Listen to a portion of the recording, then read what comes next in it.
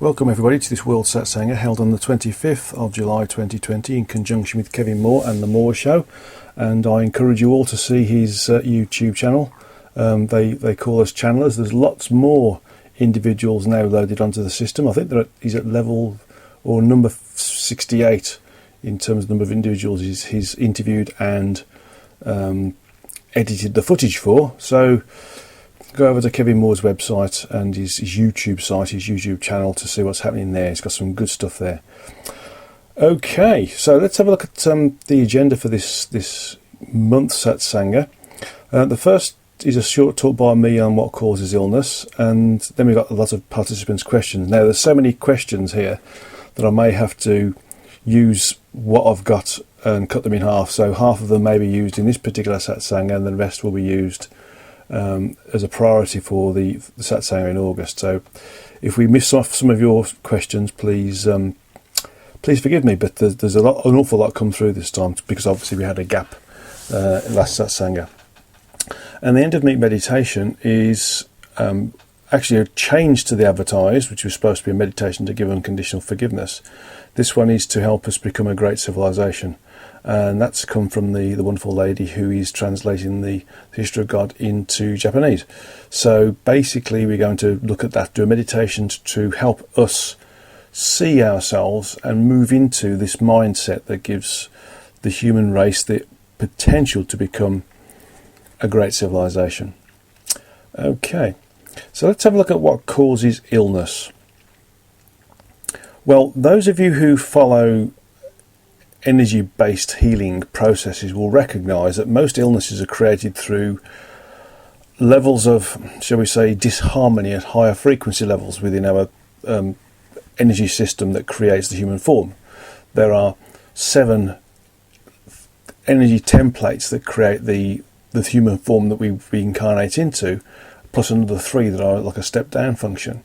The lowest 3, those associated with the root chakra, the sacral chakra and the solar chakra, that create the gross physical aspect, and then the spiritual physical aspect, which we sometimes call the lower astral, the upper lower astral, the lower upper astral, and the upper astral, are basically the interaction between the gross physical and the more energetic side of the physical universe. And so it's the thought processes or the thoughts, behaviours and actions that are at a higher level, let's say around the 4th, 5th, 6th and 7th level, that start to create physical illnesses. Because when we have these higher templates affected by thought processes, those templates change in association with the thought process. And when that happens, that's passed down the template system, and the gross physical starts to respond to the change in the energy templates. So if, for instance, we have a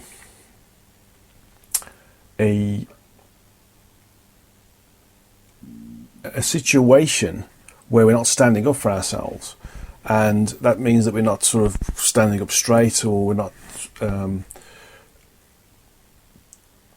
defending ourselves. The psycho-spiritual function is that our back isn't straight, and our legs or our knees aren't straight. So if we're not defending ourselves properly, we're not stating our case properly, we're allowing people to sort of control us, run over us, so to speak, in terms of, talk over us, then we're not defending ourselves. We tend to kowtow down, we tend to cower down. So the thought process is to sort of hide.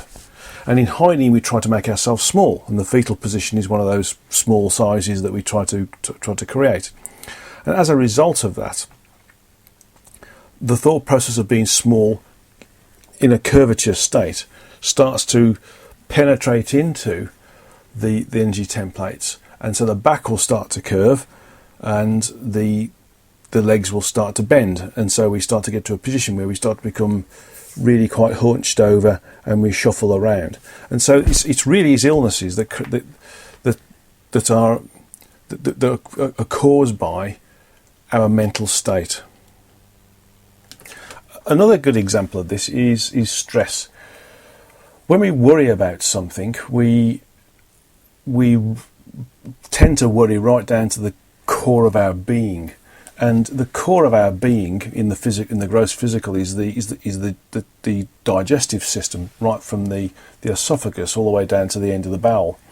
And so when we have a lot of worry, or we're concerned about something, we can't control something, something's going wrong, we don't have a good working relationship with somebody at work, we have a problem with our partner, or our partner has a problem with us, or we feel we've done something wrong, or our peer group is suspicious against something we've done, for instance, or etc., etc., etc., then we start to have a demeanour of doubt about ourselves. We lose our self-confidence, our self-esteem goes.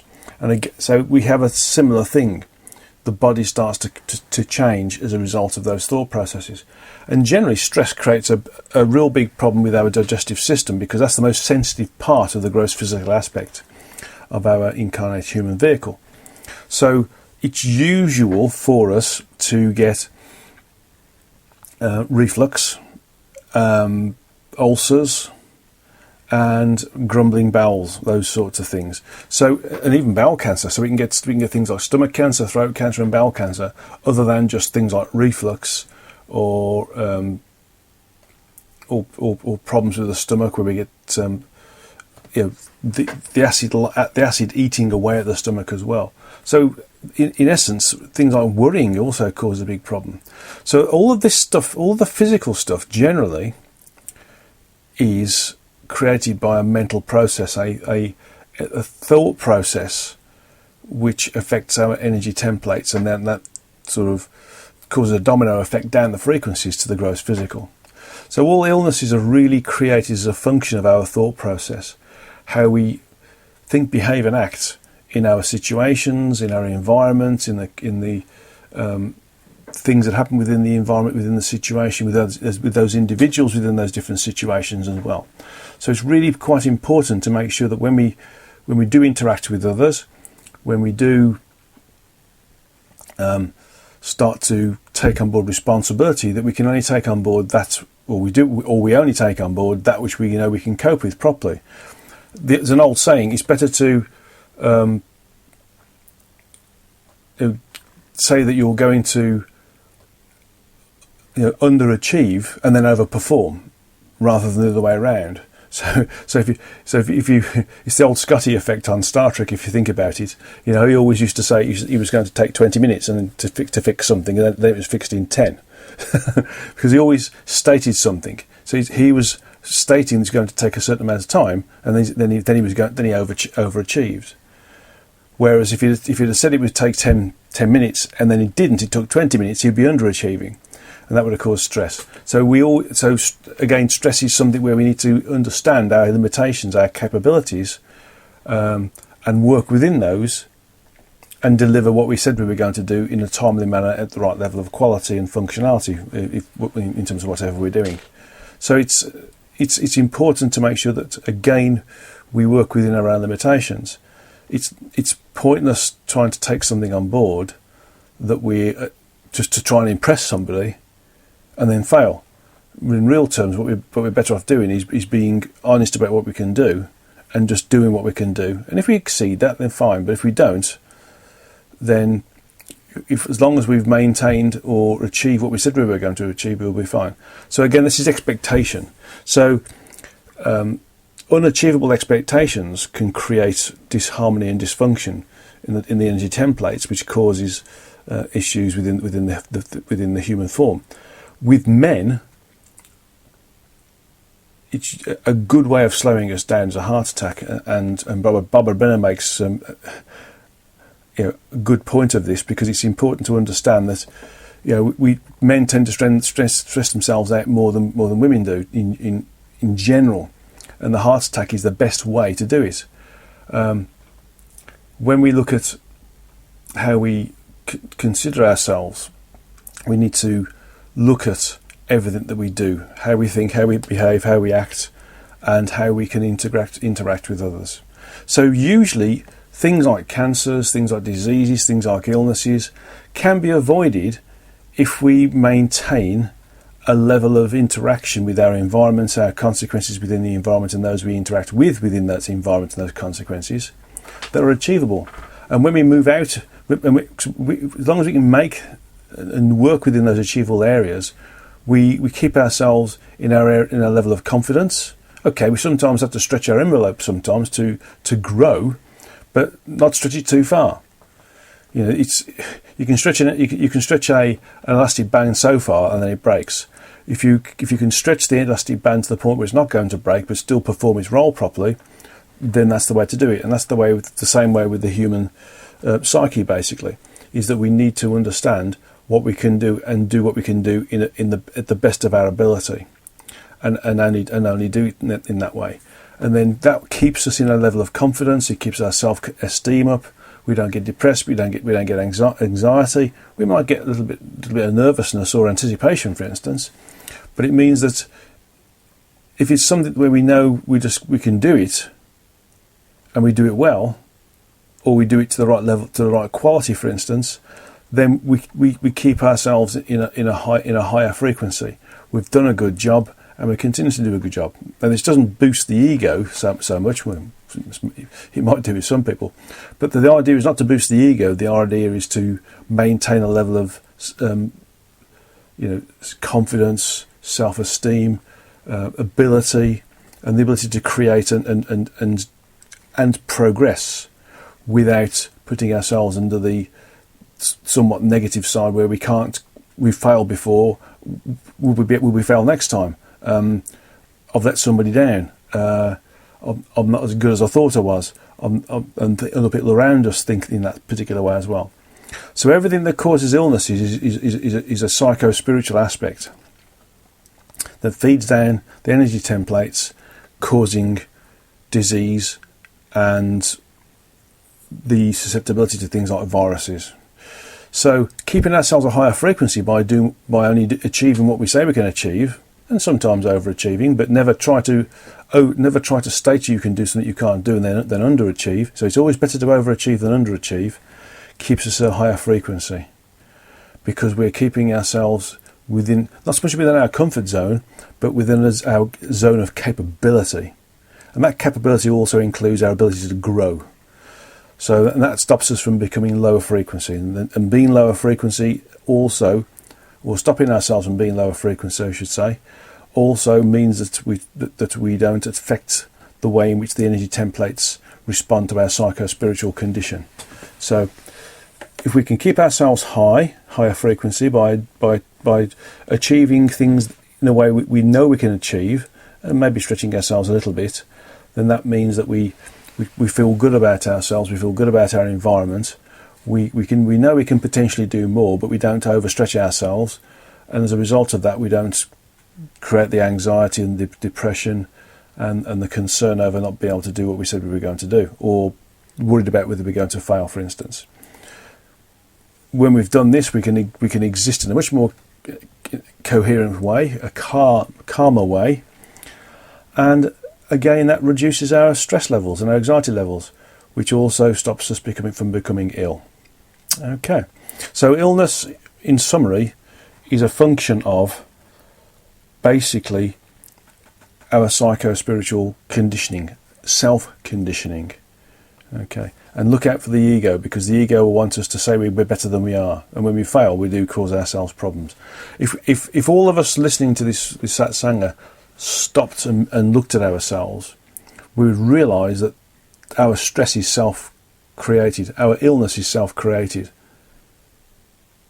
our disease is self-created, unless it's part of our life plan to experience certain diseases. That's another function, because sometimes a certain disease, which could be terminal, for instance, or a certain disability, for instance, may well be part of our life plan, in terms of that we may want to experience this particular state of being in the physical as part of our evolutionary growth.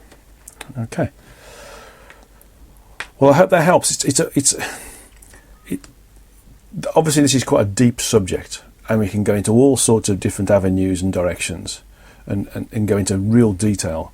But the objective is to give everybody a thought process to work with, not the detail behind it. because the detail behind it will change depending upon the individual and their circumstance and how long they've been incarnated in this particular location.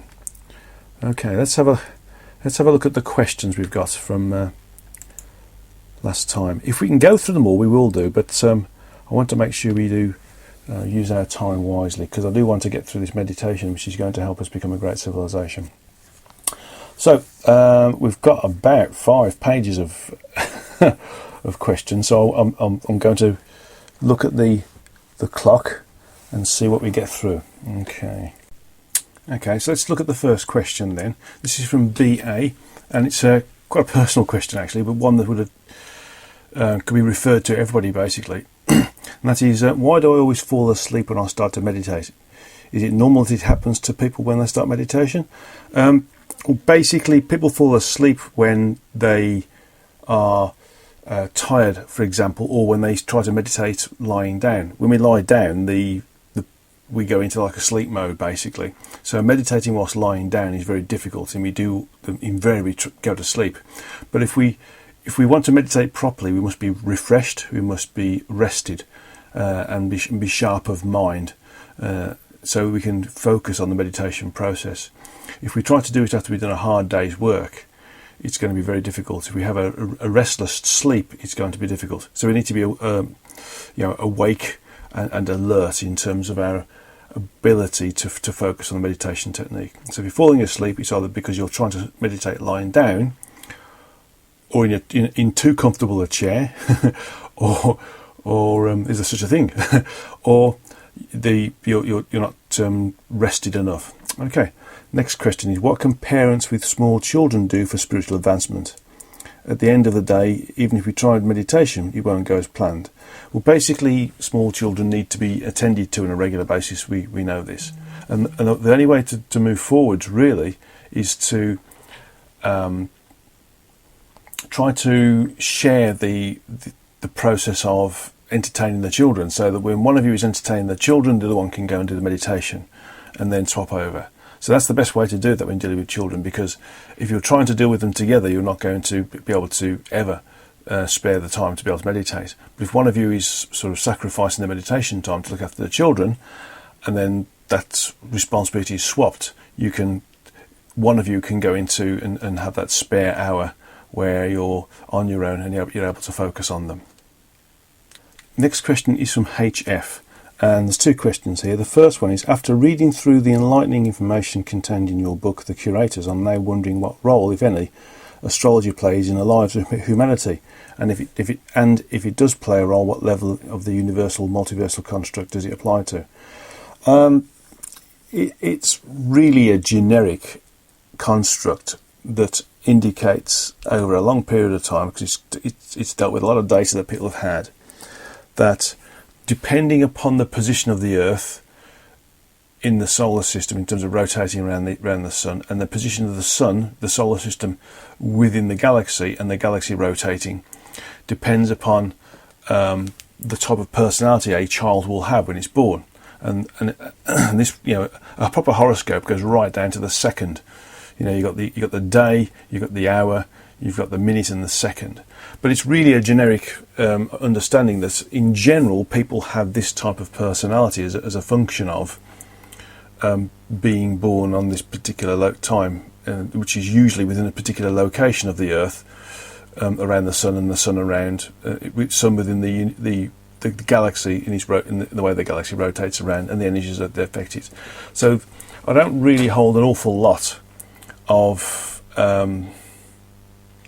shall I say, weight against horoscope per se.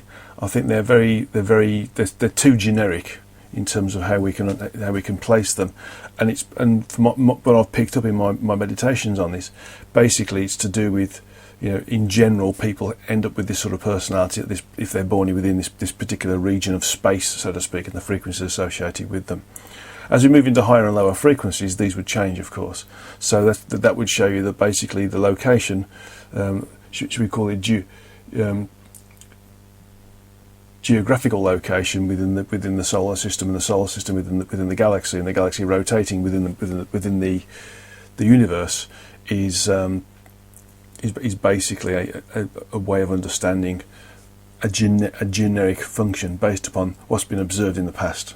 So really, it's about, the more people who've been born in May, for instance, who show certain traits, then the more you see those individuals having certain traits, then you can start to say that, they're going to be more like this certain personality as a result of being in that particular birth date, so it's mainly based upon observation rather than based upon a rule, so to speak. Okay. Next question from HF is based upon an interesting manuscript called the Voynich manuscript. And the question is, I'm curious as to the nature and source of the material written in a book called the Voynich manuscript. It's said to be written in the 15th century based upon the carbon dating of the vellum that's written on. Vellum is like paper, okay, it's a different type of medium we write on. The language in which it is written is yet unidentified by linguists and scholars, thus it remains uninterrupted, or should we say untranslated, it's probably a better way of saying it. What's its purpose, who wrote it, and in general, what's it trying to convey, and what the content is. My understanding is it's very high level language, very high for, and was based upon really high ranking individuals in the Templar organisation, and it was to do with understanding the absolute knowledge base of the ancients and trying to pass it on. But it was kept at really high levels, so that the average Templar wouldn't be exposed to it. But those who were the really high masters, who could understand the information there, were allowed to observe it and digest it, so they could continue to pass that on later. So it's basically, and there's a number of these, I'm being told, around the world. In the same way as we know there's a number of different locations for the Dead Sea Scrolls that the Essenes had.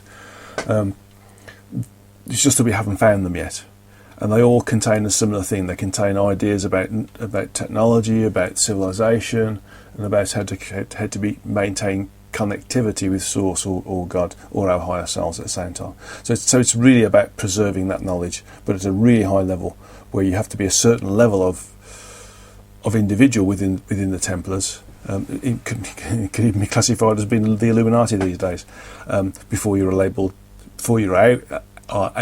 to access that level of knowledge by being able to read the text. Okay. Next question's from US, and there's a couple of questions here which are quite interesting. First one says, I'm writing a book about the Om right now, which I am. One time you said that Yogananda was pure Om like you, but then you said it's not quite like that. Well, what have you found out since? Please elaborate about Yogananda's status of the lives, or whatever you found out while writing the book. I haven't actually got anywhere near asking a question about Yogananda yet. So what I'm going to do is put this as a potential question in this book, which is called The Om, the Uncreated Creations.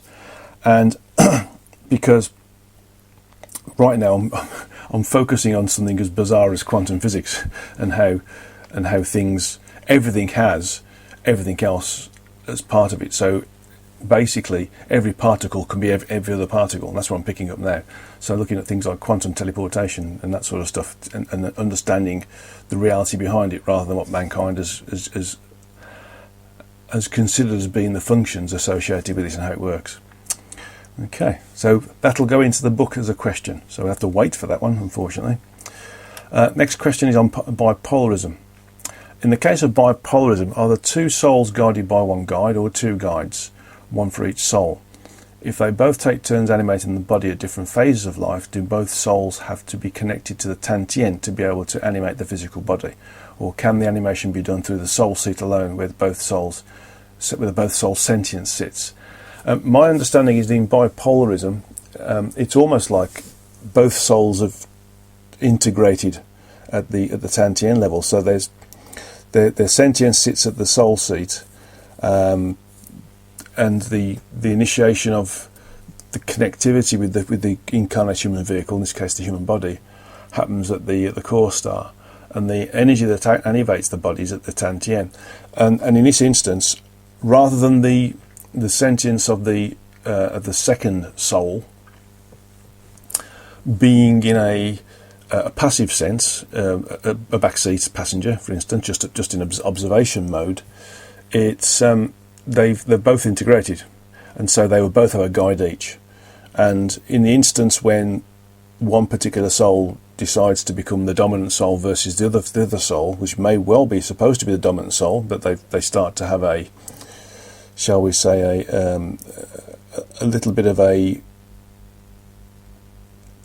disagreement as to who should be the dominant soul, because clearly we only want to have one personality, one soul animating a body, although we do sometimes have many souls, but those souls collectively integrate in a different way to bipolar conditions where there's two, and even schizophrenia when there's more than one soul fighting for control of the human vehicle. So in the case in bipolarism, there's two souls that have that shouldn't have but have integrated fully with the body, and so therefore they would have a guide each. And in that instance, the guides are working out along with their helpers what to do when that particular soul takes over the animation functionality of the body. Okay, so there we go. Next question from the same person. US, by the way, is that wonderful soul who does the transcriptions for us. Just like to remind you all. And this is basically about the good bunch of questions about the here. And some of them, looking at this, it looks like it relates to some of the older parts of the history of God. Remember, the history of God was written, or started to be written about 20 years ago, so it's quite old now. The question is, in the history of God, you mentioned the God Collective, who are separate entities that work with the Akashic Records, looking after histories and knowledge. It's see page 234, 235. And I said these, and the comment is from that book. You are part of them. They are called the You and a number of others chose to spend a number of incarnations to help those entities who have just started to incarnate as a means of accelerating their own evolution. They are all trying to make the human race a great civilization. They came from me just in the same way as you came from me. They created heaven and earth. The are a great civilization. And so there's three questions here. Is giving the a special name or status, e.g. the God Collective, beloved of the pure etc., just creating separation, hierarchy or vanity, in brackets, not humility, when ultimately they are part of the origin anyway? Functions can and do change from one multiversal cycle to the next anyway. This is, well, correct, they can and do change. What I've noticed is that, and what we have to realise is that when we start to communicate with our higher self, because the comment associated with the God Collective was when I was communicating with my TES, which is my sort of higher self, so to speak, or God head or oversoul, depending on how you want to call it. Things are simplified because we're starting out. We don't get taught, quantum mathematics when we're trying to learn the times table. So basically, the way that things were being described were in like baby steps. So although there are different differentiations of for instance, based upon their sentient quotient, and whether they are captive or non-captive or don't get involved with any of the source entities, or a hybrid they're still classified as being And so it's a little bit like having a number of different types of fruit. An apple, a pear, an orange, a mango or a banana, and they've all got separate names because they're all different things, but they're all classified as fruit. So it's just the names are basically to differentiate between the sentient quotient of each of those different types of basically. So the thing about the great civilization, so how can be a great civilization, as you told us previously, when they tend to not incarnate? Yeah, well, the ones that incarnate are hybrid quite clearly, and the ones that don't incarnate tend to be the ones that are pure There are one or two who are captive who have remained as because of their sentient quotient, who may incarnate. But the term great civilization is basically a figure of speech. It's basically saying that they are, in general, when they're on their own, when they're disassociated from a source entity, they operate in a way which is considered to be good for the collective, good for the in totality. They don't do anything that goes against or is detrimental to themselves as So that could be another way of understanding them, and that's a way in which we should think about the human being, or the human race being, in terms of, a great civilization is one where every entity, or every incarnate human vehicle, and the souls within that, or the aspects within it, are working in general for the good of the population, rather than for the good of themselves in a very sort of selfish way. So it's only a figure of speech based upon the way that they operate. Okay, so that's another way to think about it. A great civilization really is a human term, and when communicating with the source and the origin, they tend to use humanization in terms of the way they operate. They communicate with me, and of course they can communicate with others as well. So we have to think about this and realise that some of these words are being used as descriptors, and they may not be totally accurate, but they point us in the right direction. Okay. Next question is, how does the Om's Akashic records differ from that of the curator entities called the recorders? Well, the Akashic record is simply and only associated with incarnate mankind. There are other records associated with other incarnate vehicles around and within the physical universe at different frequency levels as well. But simply, the Akashic is just the name for that one part of the structure of the source's sentience, that memory, if you want to call it that is particularly associated with what we do on Earth. Okay, it's just one. It's like a pigeonhole that's just for the Earth. So, in essence, in functionality, the information that's created through Om interaction with Om, or with other incarnate aspects, whether they are hybrid Om or captive Om, for instance, or anything else that interacts with anything else, the function of Om doing what Om do will be recorded for those that are non-captive within the origin, basically. And those who are captive and those that are hybrid will be recorded in some function of the sentience associated with the source, bearing in mind that everything is origin anyway. So it's just a different localization. Another way to think of it is that the memory associated with what we do, what every entity does, not just in the incarnate human vehicle, but across all vehicles that are used in the physical universe, and even those that are not in the physical universe but in the rest of the multiverse, are really associated with the source. Only things that are outside of the source are in another part of sentience associated with the memory of experience, so to speak, that the origin's got. So, but these things are, located in a local sense based upon the entity that's created the individualizations of its own sentience. Okay, there's a question here from FN, and it's relevant to DNA. And the question is it correct that we originally had 12 functioning strands of DNA? Some say we are moving towards having 12 functioning strands of DNA again. Is that correct? What do the 12 unknown strands of DNA hold or do? Is it true that the 10 unknown or so-called junk DNA also contain galactic history or memory of our multidimensional incarnation or existence as aspects of TESS? Well, basically, the DNA is a function of physicality, and the levels of frequency that the human body has experienced in the past and will experience in the present is not a function of the number of DNA strands. That is a spiritual and a metaphysical misunderstanding, total misunderstanding.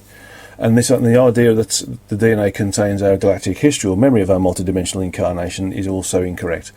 Everything exists within the sentience of ourselves and the sentience of Source, when we refer to ourselves being as part of Source.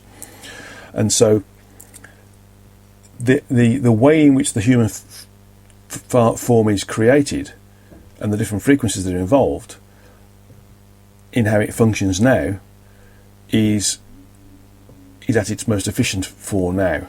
The number of DNA strands makes no difference at all as to how we can work with that vehicle. We can work on our sentience. We can work on raising our frequencies to experience higher functions and higher levels of communicative ability. that wouldn't affect our DNA. The DNA in this instance would just create another ability to have a different variation upon the same theme in terms of the body type, the difference in making it more diverse, so to speak, rather than less diverse. So really the DNA doesn't affect our spiritual ability at all. That's just spiritual metaphysical misinformation. Okay.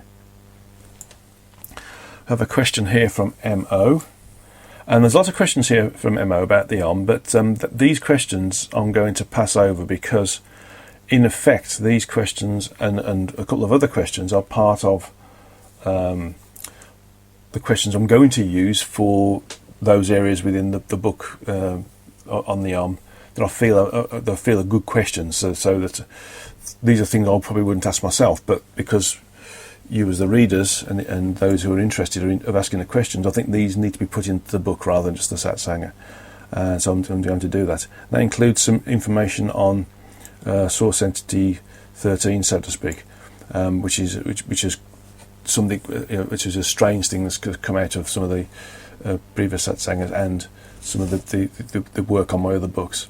So I'm going to put that into the book after this one, which is going to be called Beyond the Origin. So those questions there, of which there's 1, 2, 3, 4 on the and 1, 2, 3 on Source Entity 13 or SB1.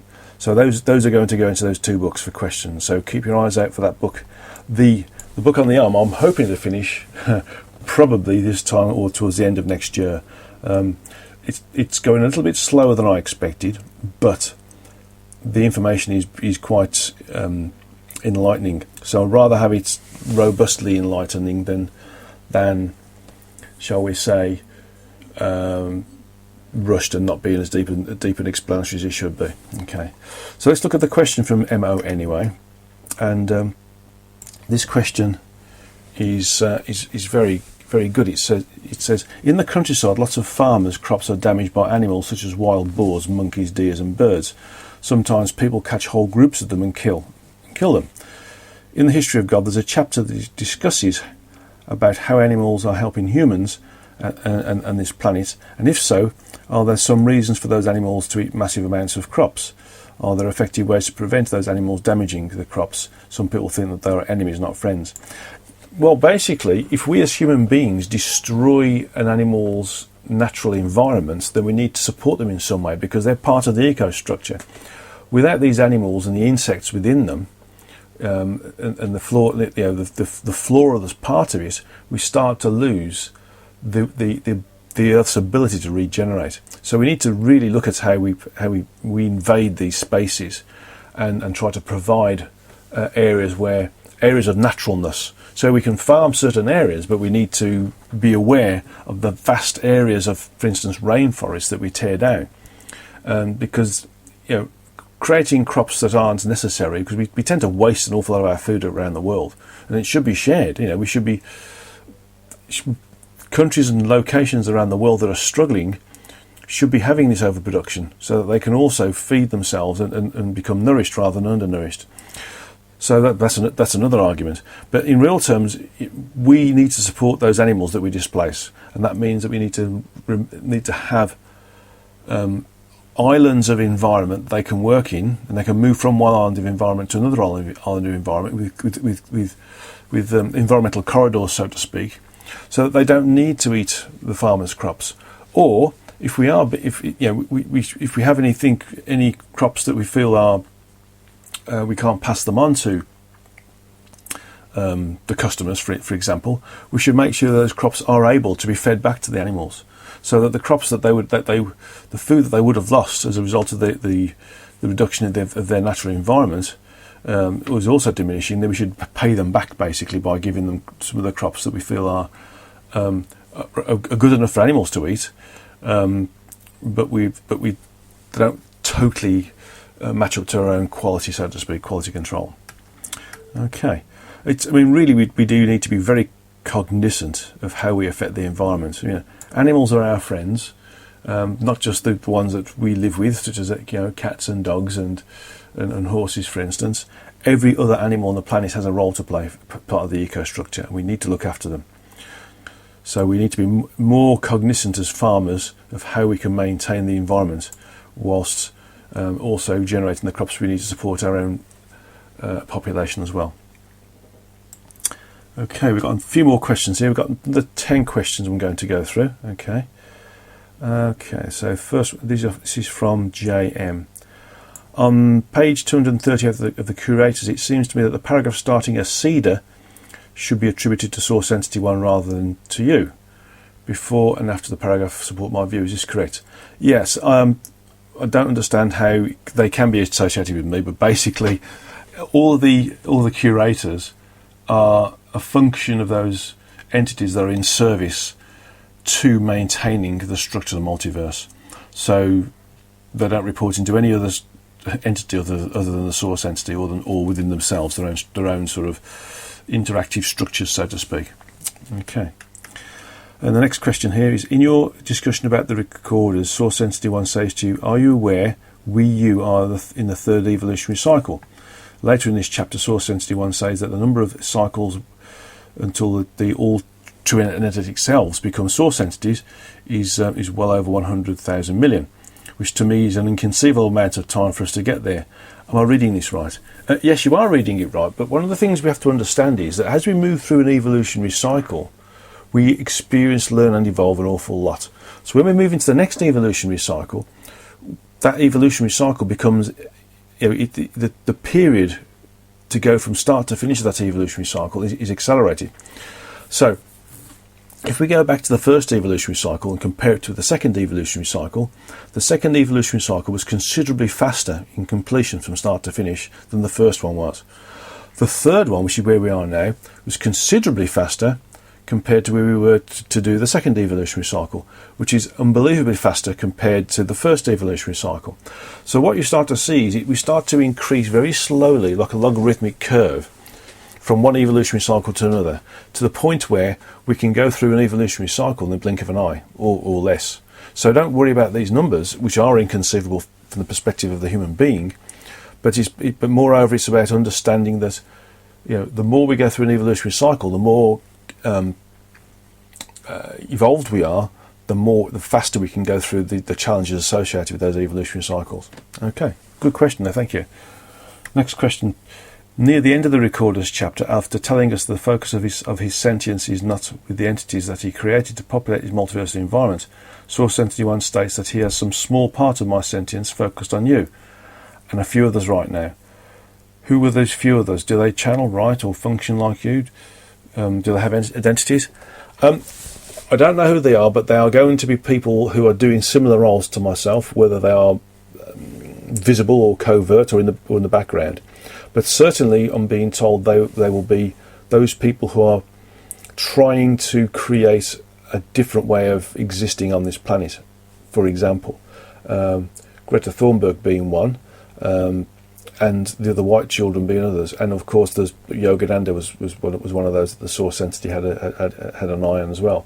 But there's people who are trying to do good, who are trying to make us think, behave and act in a more holistic and service-based way, are the ones that the source is looking at.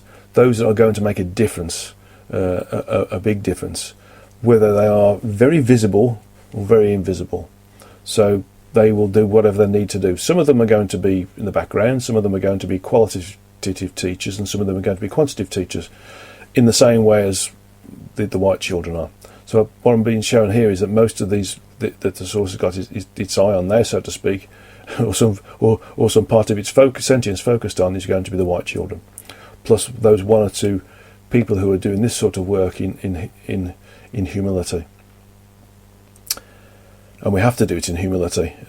It's a very important thing to do, and we have to get it as right as we can do, even though we are subject to frequential turbulence at times. Okay, next question.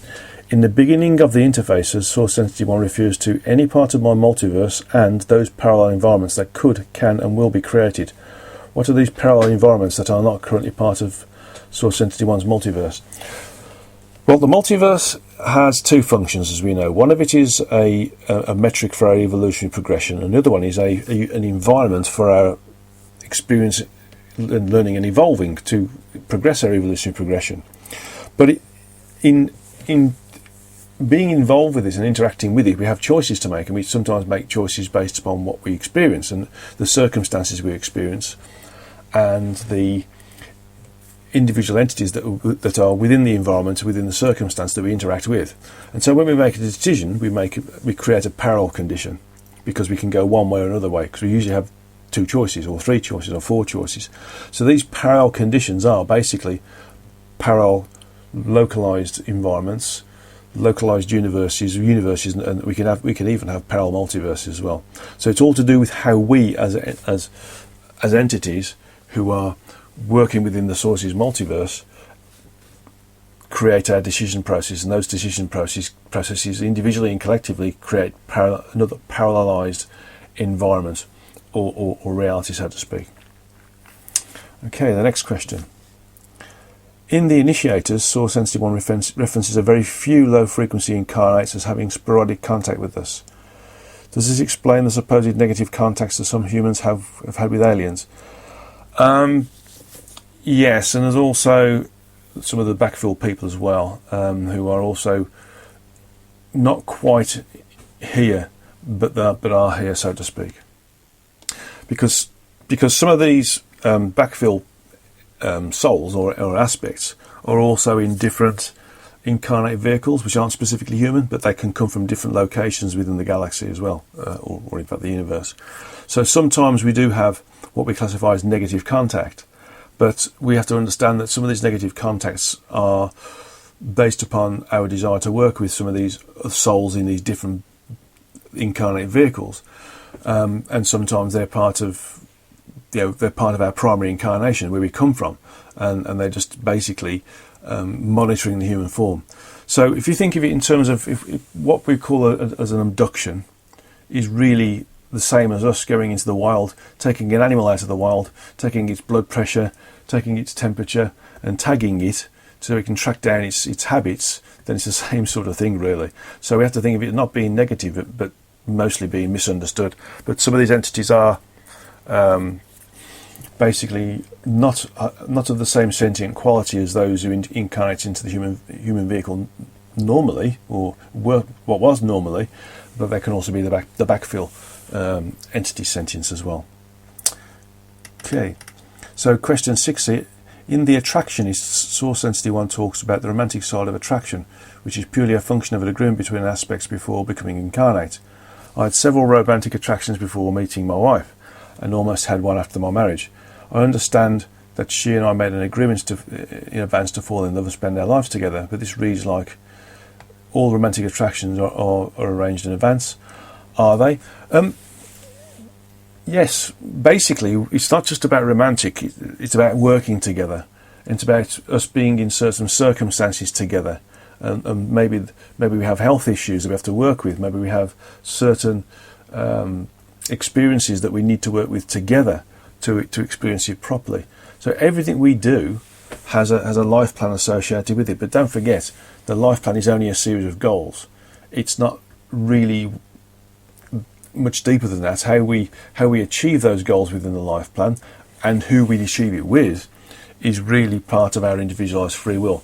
It's just that some of those individuals we achieve it with are part of the goals of the life plan, and because they are also wanting to experience similar or same things but from a slightly different angle, and it makes sense to incarnate with somebody, well, an entity, a soul who wants to experience something similar, and therefore you can work together. So basically everything is experienced up front. Now it's interesting to think about this, is the number of times we've had chances or to be with a different partner that we don't take.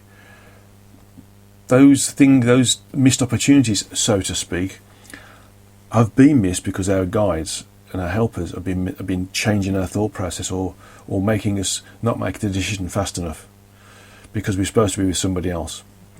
So that's another way to think about it. Okay, question 7. At the beginning of the generators, you refer to us giving readers a mental break from the difficult concepts.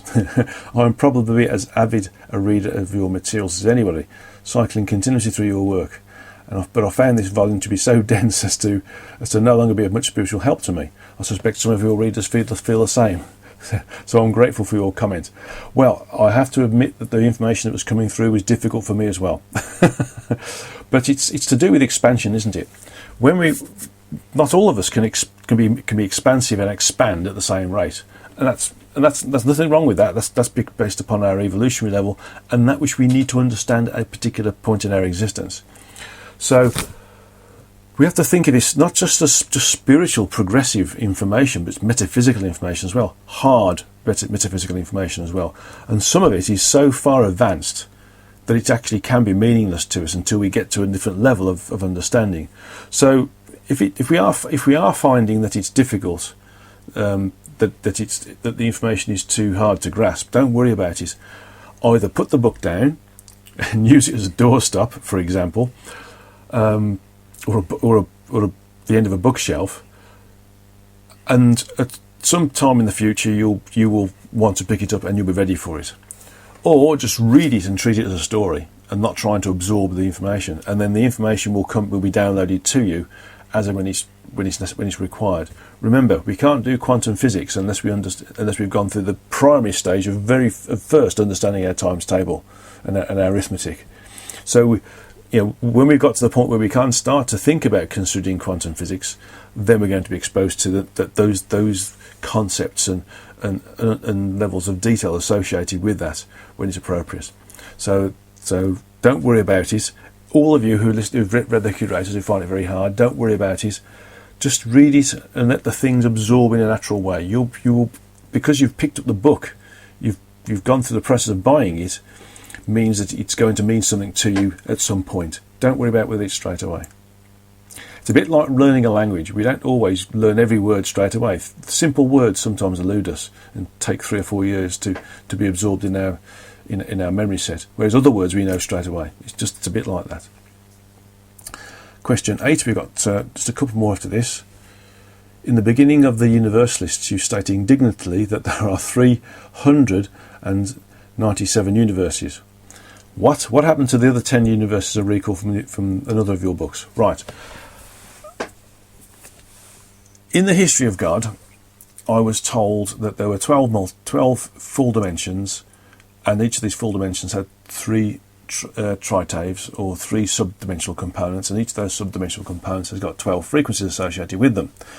So, in effect, if you add all those together, you've got more. You've got an awful lot of potential multiverses.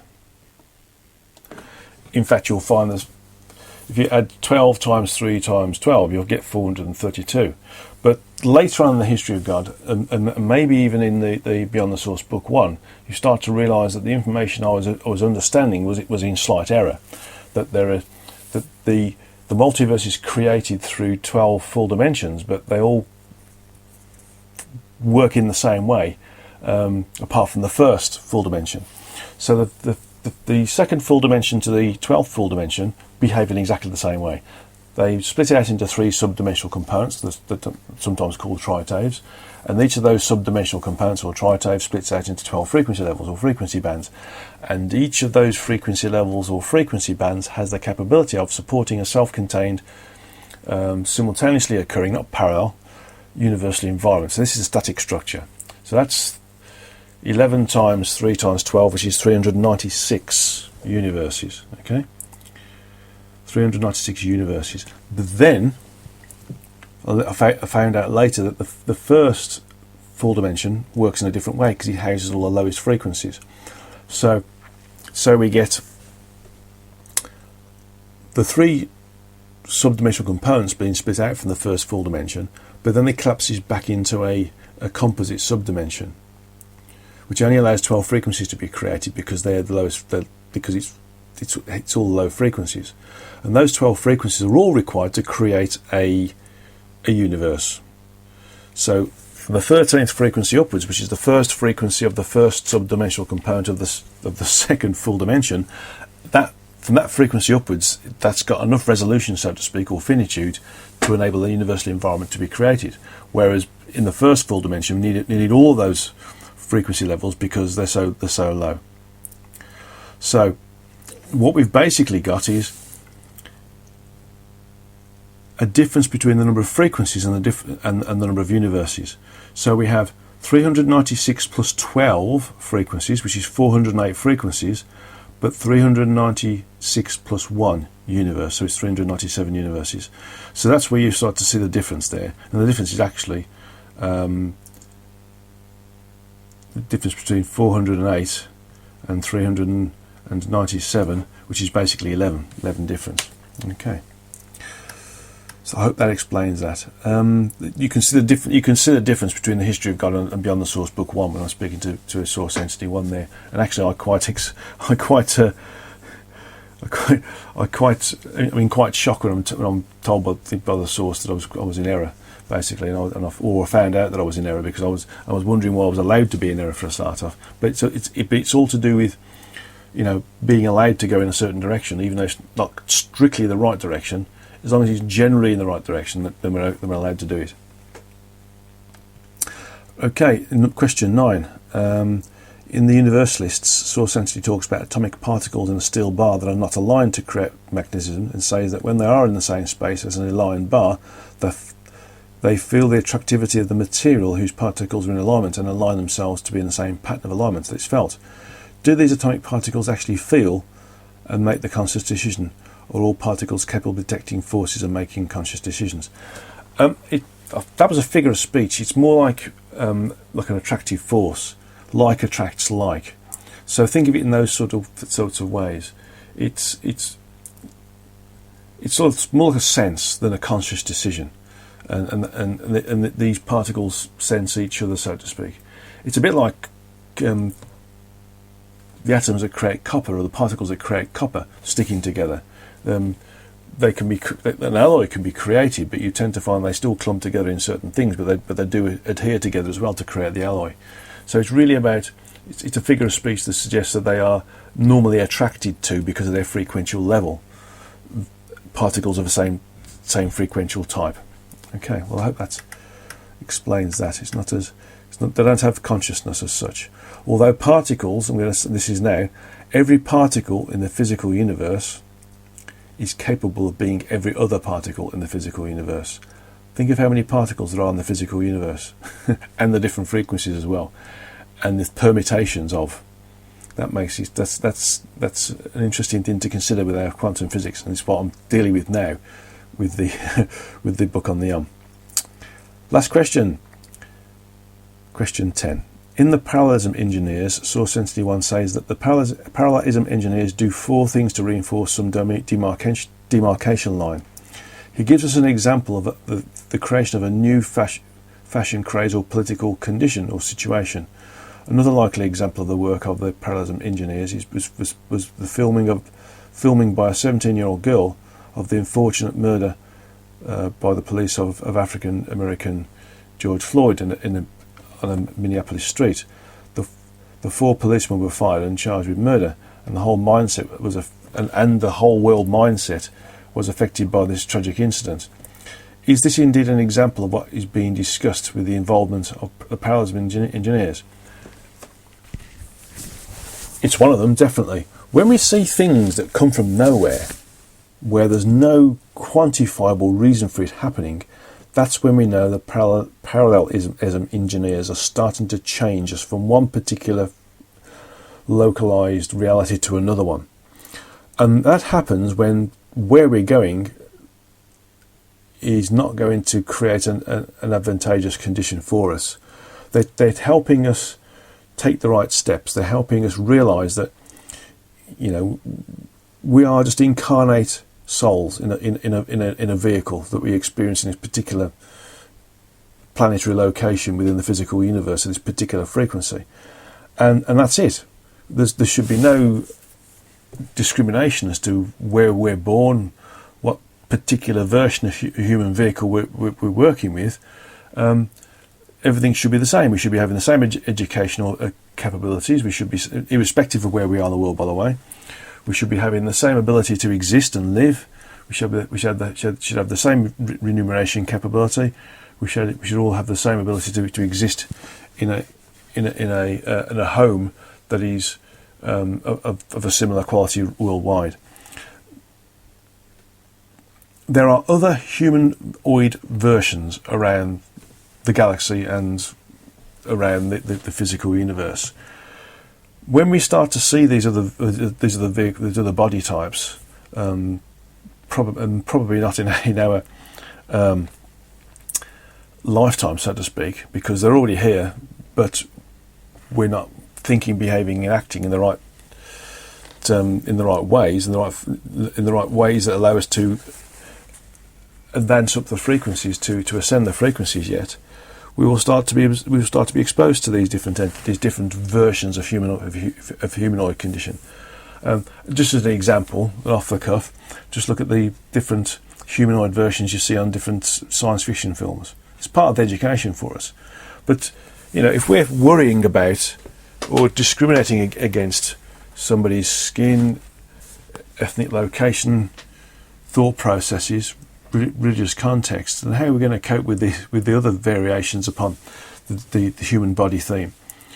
When we start to think, behave, and act in a mature way, and we see people for their achievements and their personalities, and not their body type, then we're going to be able to move up the frequencies much faster. And things like this filming by a 17-year-old girl, this unfortunate murder of George Floyd, who, by the way, when he incarnated, agreed to be a force for change in a particular parallel condition, is one way in which we're being given a nudge in the right direction. The problem is we need to make sure that nudge is in the right direction and is not taken in the wrong way. Okay, well, that's all the questions so far from this particular Satsanga. Thank you very much. And it's time to go into the meditation. Meditation is on working on ourselves to provide or create a great civilization.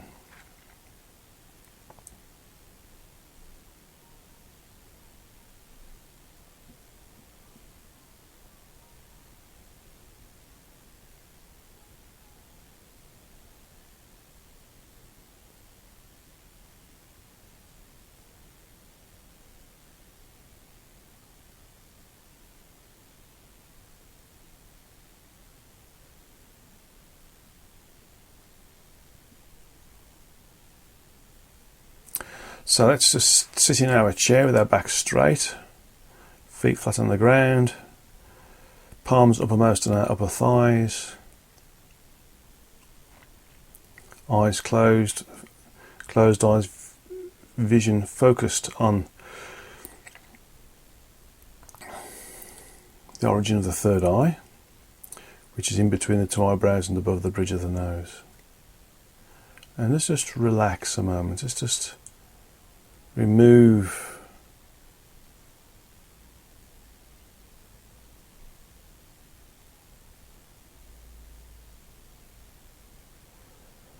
ourselves from this environment.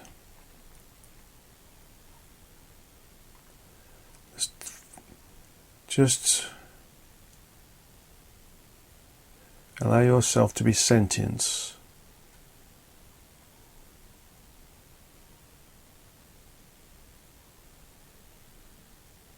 So divorce yourself from your body by just being still, your closed eye vision focused on the origin of the third eye, spiritual or third eye, which is in between the two eyebrows and above the bridge of the nose. Let yourself become neutral.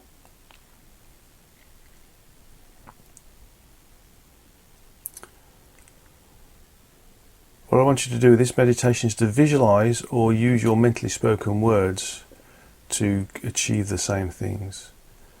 What I'm going to describe.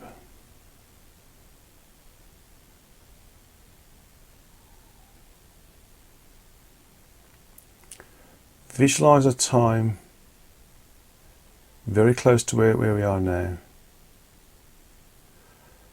where individuals start to see that their own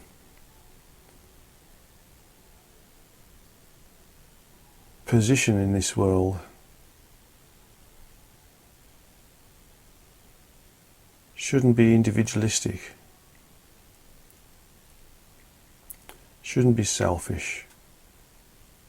Everybody collectively together realises that everything that we've got in the world now is born from selfish thought processes, selfish desires, selfish states of beingness.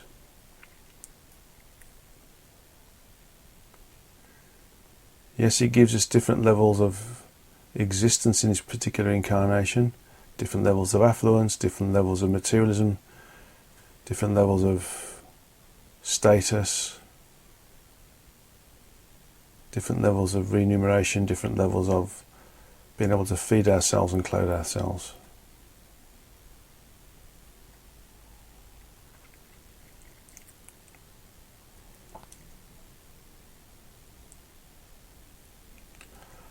Also see a time when everybody is transparent. See everybody as being transparent to everybody else, so nothing can be hidden. No alternative agendas, no secret desires.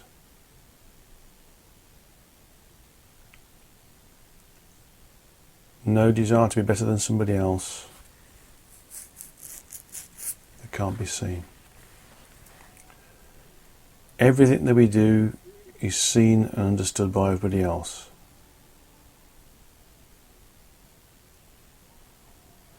So basically, all thought processes, desires, intentions, thoughts and actions are shared with everybody else.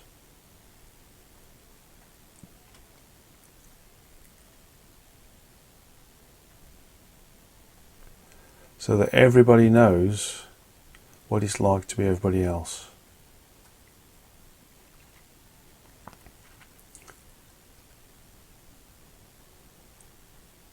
This is a state of realization associated with global or omniscient connectivity.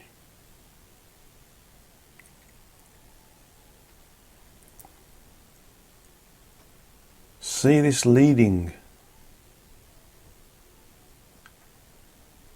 to the desire that everything should be equal. Everything and everyone should have the same education, the same living environments, irrespective of where they are in the world, that everybody is working together to create and regenerate the earth, restoring the ecostructure.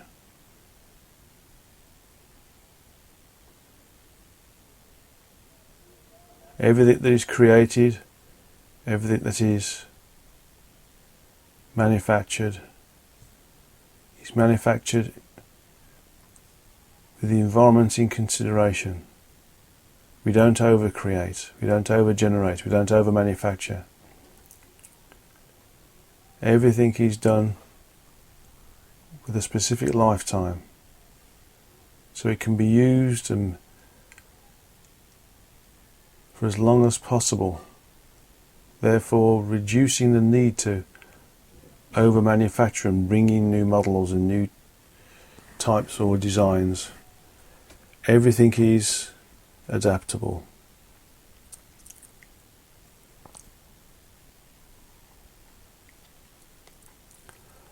See the time when everybody wants to be of service to everybody else.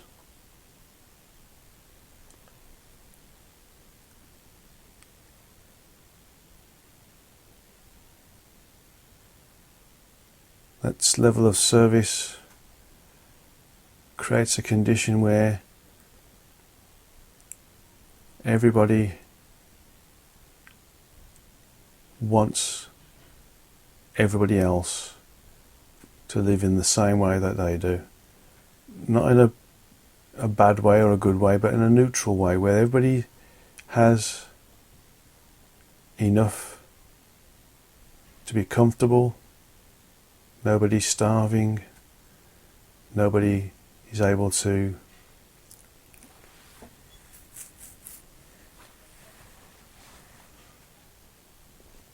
worry about their protection from the environment. Everybody has a house that's the same. Everybody around the world is capable of existing in the same way.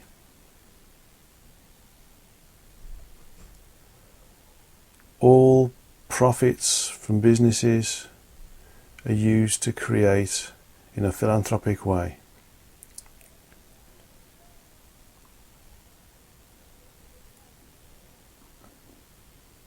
All those that currently aren't educated are educated in a way that they can understand to get the best out of their capabilities, their educational capabilities. Everybody has a role to play where they can be happy that whatever they're doing, it is considered in the same level as somebody who is supposedly providing a higher function. So a person who maintains parks or fields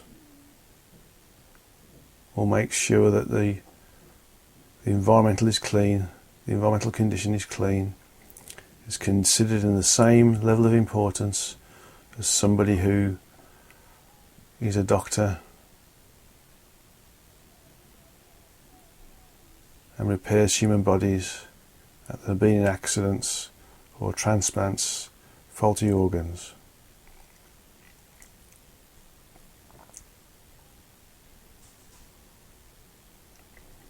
That which is invented as a result of an actual need, not a financial desire.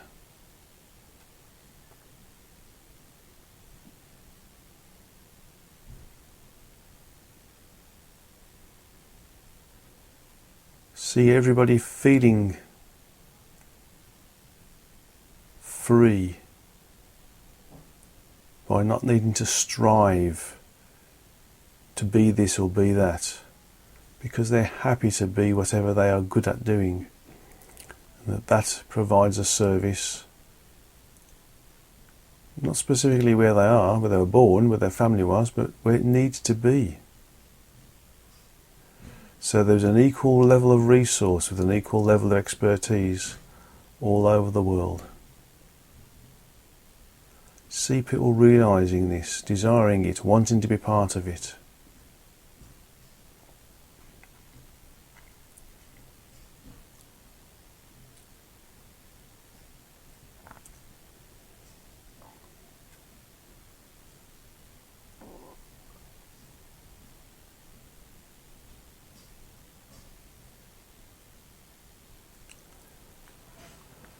Feel how you feel when you think about this, when you visualize it. Feel how your frequencies rise, because we're not working in a selfish way, we're working in a collectively productive and beneficial way. Not just for the human beings, but for the earth as well, the environment, the animals. Everything is done in a way that is beneficial. There is no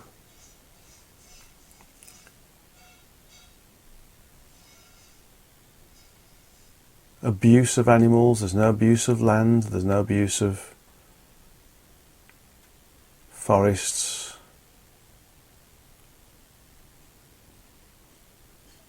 By abuse of forests, I mean the cutting down of forests to create things. We just need to be more efficient where we currently have crop-based environments, fields, in different locations of the world.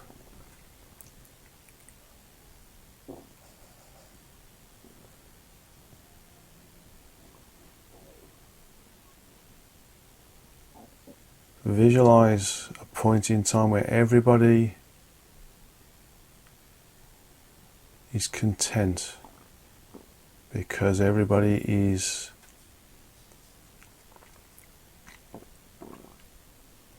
an important part of the structure of the civilization that is called mankind. No redundancy in terms of those who are incarnate but without role. So there's no poverty, there's no homelessness, there's no abuse of chemicals or foods,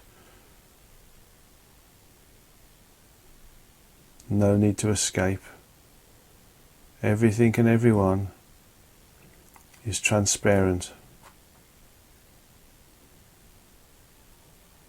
Nothing can be hidden. When nothing can be hidden, there's no need to hide.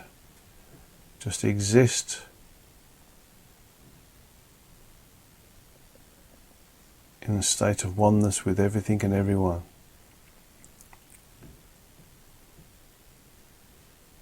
Contentment in being part of the incarnate collective on this planet. By incarnate collective I mean all of those souls that are incarnate in the bodies. That includes those who are more than one soul in a particular body.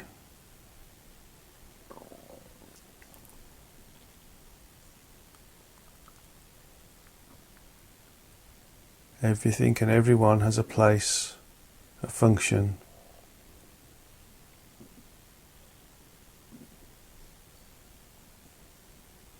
And a desire for each and every individual on this planet to respect and maintain and support the natural environment, whilst also providing for the possibility of allowing growth, sustainable growth, or recognition that the earth can sustain an optimal number of vehicles of human bodies, and that we work upon that level of sustainability.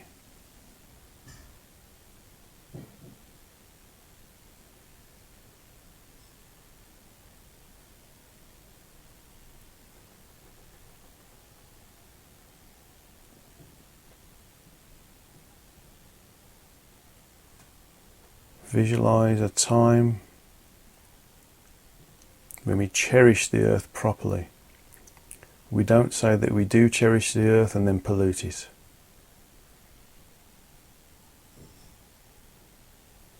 We don't say that we enjoy our environment and then throw rubbish out the car window. We are self-governing in a enlightened way. No crime, no fraud, no stealing of somebody else's property, because everybody is equal and has access to everything that everybody else can. Therefore, there's no need for one person to be richer than another.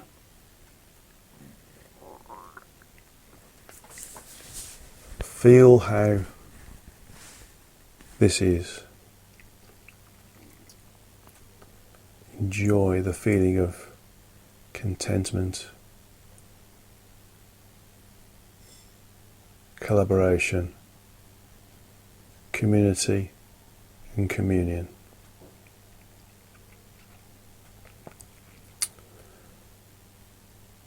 Okay. Now we've achieved this. Let's see if we can make it happen. Personally operate in the way we've just discussed in this meditation, and those who are in the same energy will start to do it as well, and then they'll become an example to others around us. And so the way of being in a great civilization will be passed on as a way to be. And so as a result, everything is in perfection, because the growth of those who want to be in this state of being a great civilization will pass on to others and be absorbed by others as a result of triangulation, or the direct triangulation, or inflational triangulation, area-based triangulation. people will see how content these other people are and will want to be content in the same way. Okay, so slowly come back into the room. Slowly open your eyes. Take a drink of water if you have some to help ground you. And this is the end of this July's Satsanga. Thank you very much for participating. Thank you for your very difficult questions. And again, I don't read them beforehand, so the information is channeled straight away, or I'll meditate on it for a moment, for a few minutes before I answer. And some of those questions will be passed on to next week, next month, not next week, next month. And some of those questions are going to be asked in the books as well, the Beyond the Origin and the book, the book on the uncreated creations. Thank you for listening. Thank you for being a spiritual insight for others, a leader for others, because that's what you all are. You all lead in your own way, providing a better way of being. You're a good example to everybody else. Namaste to you all, God's love to you all, and I look forward to broadcasting the next Satsanga in August. God's love to you all.